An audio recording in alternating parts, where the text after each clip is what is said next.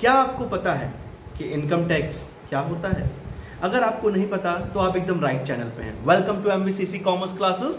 और देखिए, आज इस वीडियो में डिस्कस करेंगे कि इनकम टैक्स होता क्या है।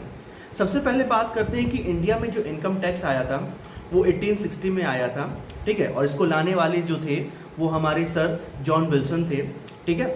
और एक तरीके से ये टैक्स इसलिए इन्वेंट किया गया था कि जो 1857 में जो हमारा रिवॉल्ट हुआ था उसको कंपनसेट किया जा सके।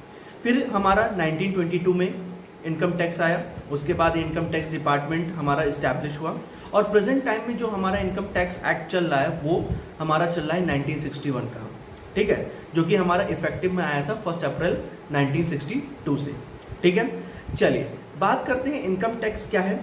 इनकम टैक्स का मतलब जब किसी भी पर्सन की इनकम पे जो टैक्स है कैसे कंप्यूट करते हैं, ये पर्सन की प्रीवियस ईयर पे जो उसका नेट टैक्सेबल इनकम होता है उस पे लगता है, पर जो टैक्स रेट लगता है वो हमेशा असेसमेंट ईयर करंट ईयर पे लगता है, ठीक है। इनकम टैक्स एक तरीके का हमारा डायरेक्ट टैक्स है जो दूसरों पे शिफ्ट नहीं किया जा सकता है, जिस पे ये इम्पोज हो रहा है उसी पर इसको ये टैक्स देना पड़ता है।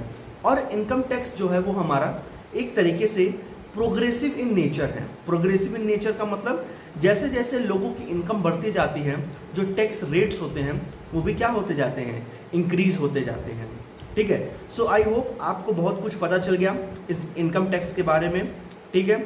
इनकम टैक्स जो है बेसिकली इतना समझ के चलिए कि लोगों के जो पर्सन्स होते हैं, चाहे वो हमारे इंडिविजुअल हो, चाहे वो हमारी कंपनी हो, चाहे वो हमारा फर्म हो, चाहे हमारा वो हिंदू अनडिवाइडेड फैमिली हो, चाहे AOP हो, BI हो, BOI हो, ठीक है, सबको लायबल होता है, सब टैक्स देने के लिए लायबल होते हैं अगर उन्होंने इनकम टैक्स एक्ट के दौरान उनकी इनकम उस टैक्स के लिमिट को क्रॉस कर ली हो।